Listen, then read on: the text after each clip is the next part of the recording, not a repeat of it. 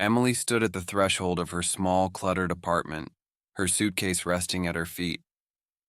The faint hum of the city outside her window seemed to echo the apprehension in her heart. For years, she had been tethered to a life that felt safe, but uninspired. Now, with her fingers clutching the handle of her suitcase, she teetered on the edge of something unknown. The letter had come 2 weeks ago, an invitation to an artist's retreat nestled in the mountains, promising inspiration and a chance to rediscover her passion for painting. But was she ready to leave everything behind? She glanced at the canvas in the corner of the room, her last attempt at art. It was unfinished, just like so many of her dreams. With a deep breath, she stepped out the door, locking her doubts inside the apartment. The train station was her first destination, its promise of departure both thrilling and terrifying. The train ride was surreal. The rhythmic clatter of wheels against tracks seemed to synchronize with Emily's racing thoughts. She sat by the window, watching the cityscape dissolve into rolling hills and lush greenery. Around her, passengers chatted or dozed, but Emily remained silent, her sketchbook open on her lap. She hadn't drawn anything in months, but now, the shifting landscape stirred something within her. She picked up her pencil and began to sketch the trees that blurred past. For the first time in ages, her hand moved freely, unburdened by self-criticism. A young boy across the aisle noticed her drawing and wandered over. "What are you drawing?" he asked, his eyes wide with curiosity. Emily hesitated, then smiled. "Just the view," she replied. He nodded solemnly, as though understanding the gravity of her endeavor. His innocent interest reminded her of why she had started creating art in the first place: to connect, to share, to express. The retreat was nestled at the base of towering mountains, surrounded by dense woods and a sparkling lake. As Emily stepped off the bus that had brought her the last leg of the journey, she was greeted by a woman with a warm smile. "Welcome, Emily," the woman said. "I'm Claire, the coordinator here. Let me show you around." The retreat was more beautiful than Emily had imagined. Cabins were scattered around the property, each uniquely designed. The main lodge, where meals and workshops were held, overlooked the lake, its windows reflecting the sunset. Emily felt a pang of hope.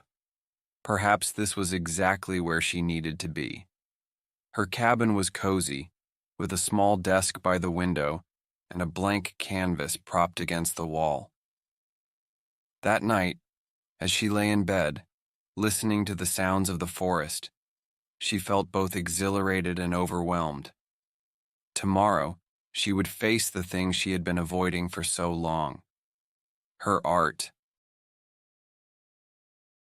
The first workshop was led by a seasoned painter named Marcus, whose work Emily had admired for years. He encouraged the participants to let go of perfection and embrace imperfection. "Art is not about getting it right," he said. "It's about being honest." Emily stared at the blank canvas before her, her hands trembling. She dipped her brush into the paint, but as soon as it touched the canvas, doubt crept in. Her strokes felt awkward, forced. Around her, others were immersed in their work, their faces serene. Frustrated, Emily set her brush down and stepped outside. By the lake, she found Marcus sketching. He looked up and smiled. "Stuck?" he asked. Emily nodded. "It's been so long," she admitted. "I don't even know where to start." Marcus gestured to the water. "Start with what you see," he said, "or what you feel. Art isn't about the end result. It's about the process." His words lingered in her mind as she returned to her cabin. That evening she painted, not for anyone else but for herself. The strokes were messy, the colors bold, but it felt right. As the days passed, Emily began to feel more at ease. She bonded with her fellow artists, sharing stories and laughter over meals. One afternoon, she struck up a conversation with a sculptor named David. His work was raw and emotional, and he spoke about it with a vulnerability that resonated with Emily. "Why do you create?" he asked her one evening as they walked by the lake. Emily hesitated. "I used to think it was to prove something," she said. "But now I'm not so sure. Maybe it's to understand myself, or to feel alive." David nodded. "That sounds about right," he said. Their conversation stayed with her, adding another layer to her journey of self-discovery. One morning, Emily woke before dawn and decided to hike to a nearby overlook. The trail was steep, but the view was worth it. As the sun rose, casting golden light over the mountains, Emily felt a surge of inspiration.